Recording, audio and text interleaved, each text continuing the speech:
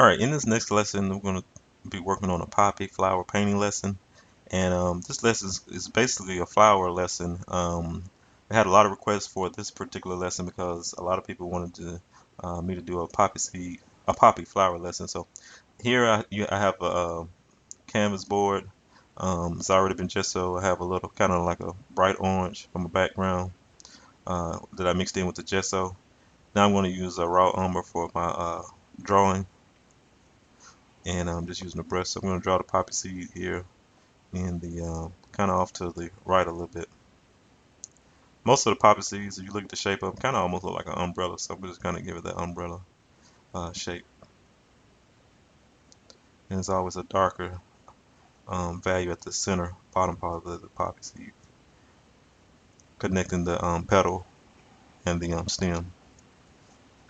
So for my composition, I'm going to have one over to the right at the bottom, and then another one over to the left. So you can do the same if you work on this particular lesson.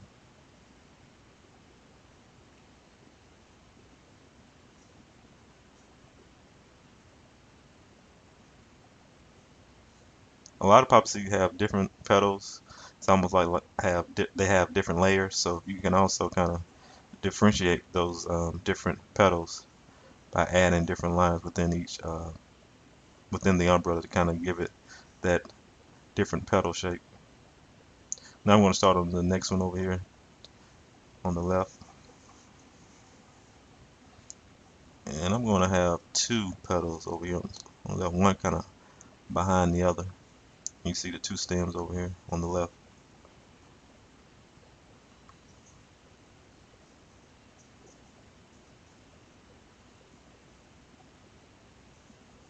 And I'm drawing a poppy seed that's not bloom. It's kind of leaning over. If you ever look at a lot of poppy seed pictures, images of poppy seed, I'll keep calling poppy seed, images of poppy flowers, you see a lot of uh, flowers that haven't blossomed. They're kind of lean over a little bit. So I drew a couple of those too as well.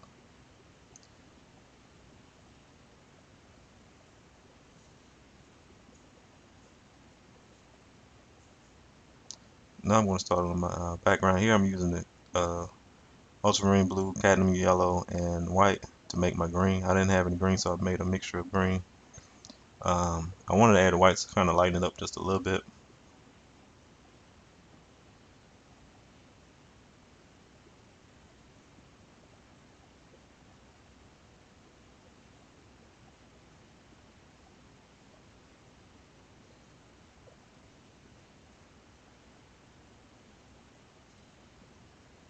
I'm gonna add a little bit of raw umber, just kind of dull it down just a little bit. It's real intense. So I'm gonna add some of this raw umber, just kind of lower the intensity in the hue.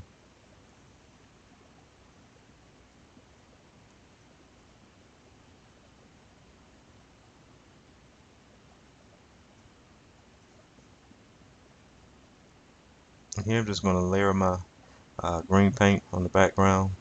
No particular form or direction, just kind of layering it. Um, Using a medium-sized pointed palette knife. I'm covering up pretty much my orange ground, so to speak, and I'm not really letting it show yet. I'm gonna let it show a little bit later once the paint is almost dry. I'm not really letting it show right now. Maybe just a little bit.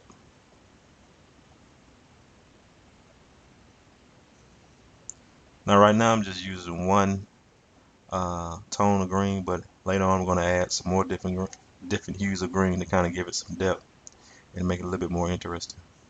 I hate for the painting to these nice flowers to have this flat background, so I'm going to actually have different values of green mixed in with the tone that I have right now.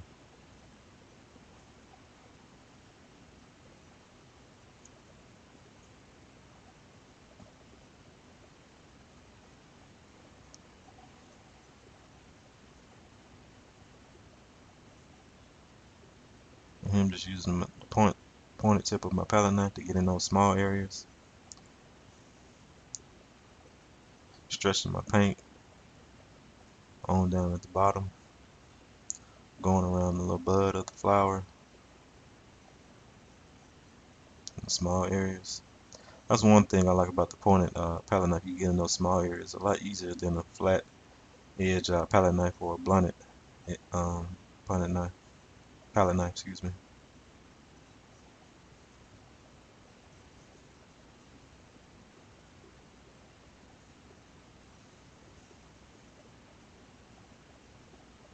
If you notice, some of my green already has a different tones of green in it. That's because I didn't mix it completely, but that's totally fine. I want some of those different uh, greens showing throughout my background.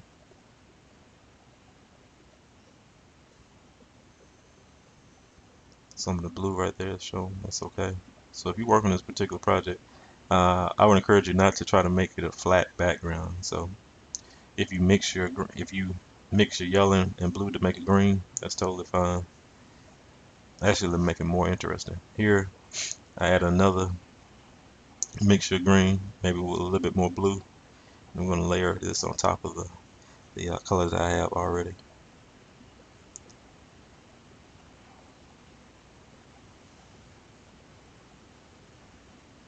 And again, I'm just layering it one layer at a time.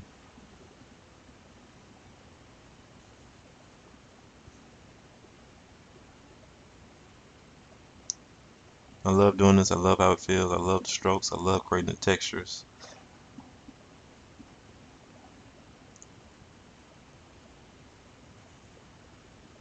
I'm not painting in one direction. I'm just kind of a little bit everywhere with my strokes.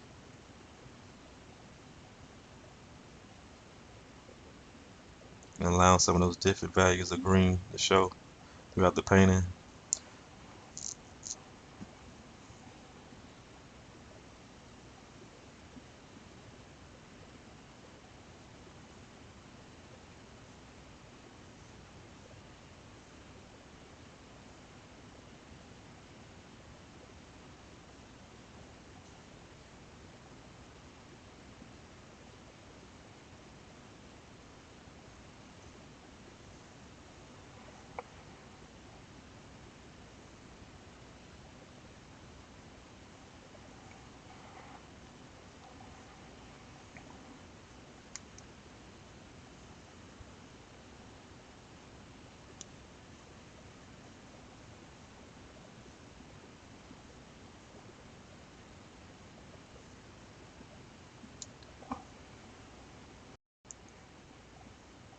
Now I'm going to move on towards my petal. Here I'm using cadmium red and a hint of green. Actually, I'm using the green that I made for my background. I'm going to paint the darker value of the petal, and most of the time the darker value would be where you would see the petals connecting to the stem right there at the bottom. So I'm going to use the mixture that I made with the red, cadmium red, and the green. So if you know, you mix two complementary colors, you get a darker hue. So that's what I'm doing right here, and I'm going to just use the put those darker hues here at the bottom where the of the flower where the petals connect to the stem.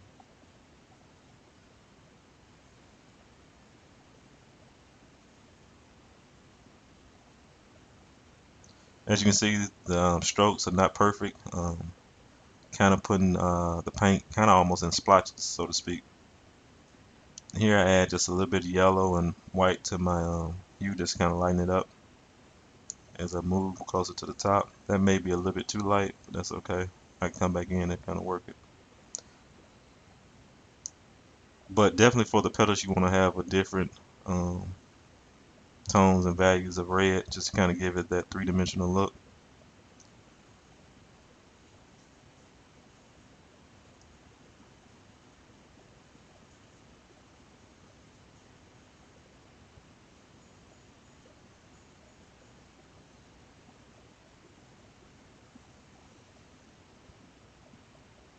Like now I'm doing my lighter value, kind of almost pink, so to speak.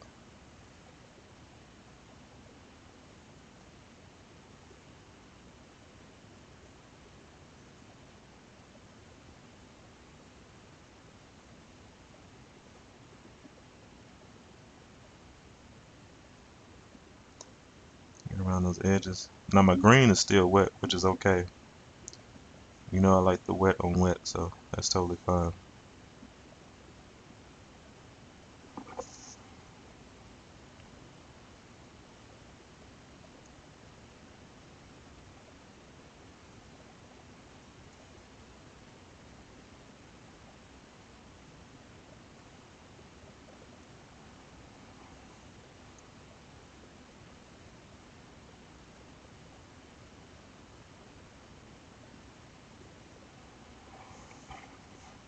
Here I'm just adding some more of those different values.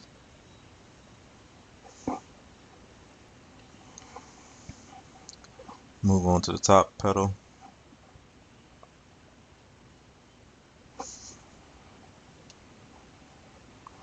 Now I'm just using red straight out the tube, just kind of give it a little bit more oomph, just to add a little bit more dimension to the flower. My goal is not to make the flower look flat. I wanted to make it look more 3D.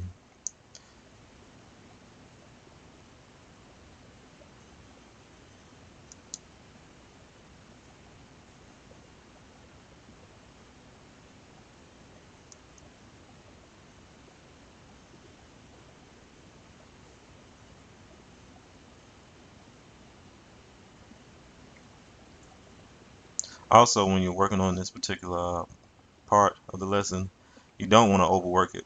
A lot of times we can kind of get carried away trying to make it perfect or just trying to get it just right, or just having so many different colors on one petal um, can basically overdoing it kind of mess it up. So you kind of have to be careful when you're doing a painting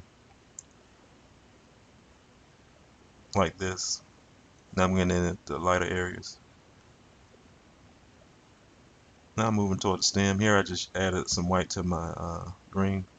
Most of the poppy flowers, that stem is a lot lighter than, um, say, grass that you would see on the ground. So for all my stems, I want to have it like a light green. Now I'm used the same green that I had for my background. I just added white since it was still wet and usable.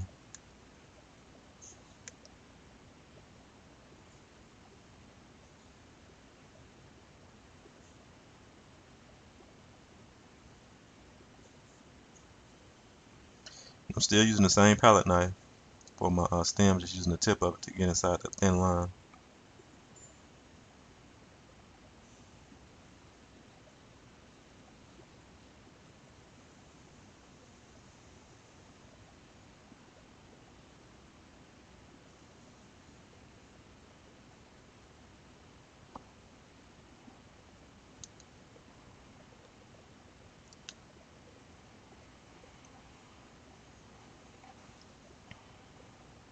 If you notice, most of these poppy flowers are kind of, the viewpoint of them are like the back part of the flower, not really showing the inside of the flower. So if it looks kind of funny, that's the reason why it looks the way that it looks. Because a lot of poppy flower paintings, you sometimes they show the inside of the flower. In this particular lesson, I'm just doing kind of like a side view where you really don't see the inside of the flower. I may do another one where I show um, the side part of the flower and also the inside of the flower.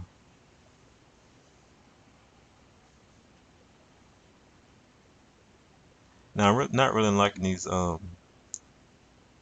smaller stems with the the flower that hasn't been that hasn't blossomed. So I'm going to take those out and just leave the ones that's already blossomed, bloom, excuse me.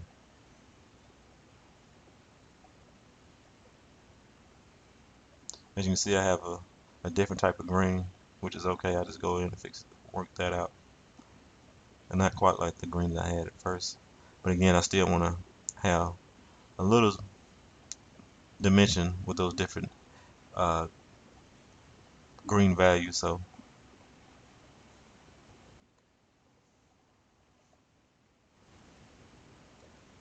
all right, remember to paint loose. Don't try to make your painting perfect. That's what I try to tell most people who's working on the palette knife.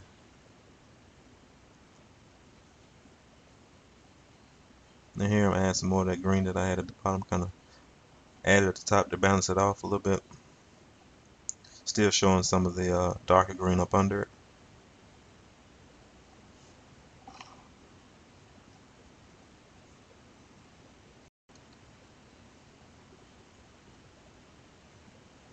Now I'm going to let some of that green get inside my petals and let some of that red from the petals kind of mix in with my background. And I think that's going to give a nice look to the overall painting.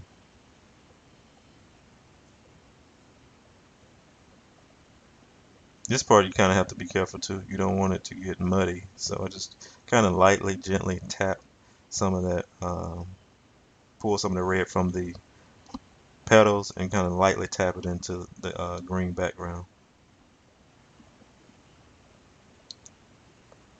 without getting a muddy color.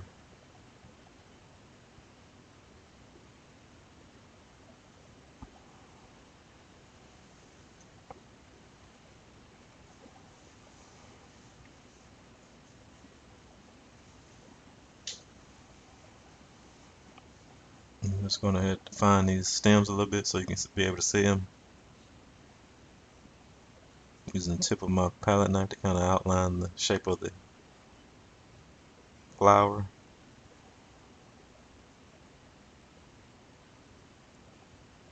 A lot of this paint is starting to dry.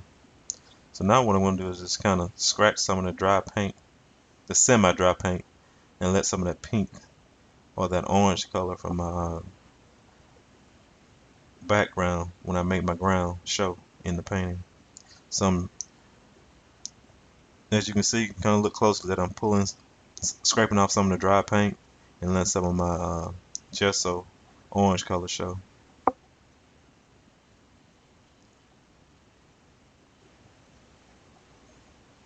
I could lighten up the petals a little bit because a lot of the red values on the painting in the flowers are kind of closely the same, so I could lighten up a little bit. So I'm going to lighten up the top right here. Try to lighten up just a little bit. I don't want it to take away from the painting. So you have to be kind of careful when you add your highlights.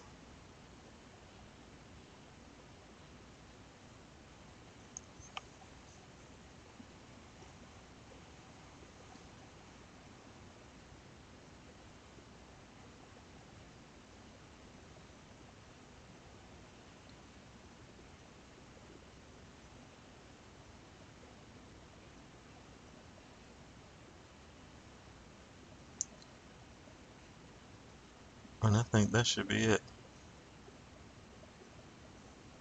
Zoom in a little bit so you guys can see. And that should be it. Thanks for watching. If you have any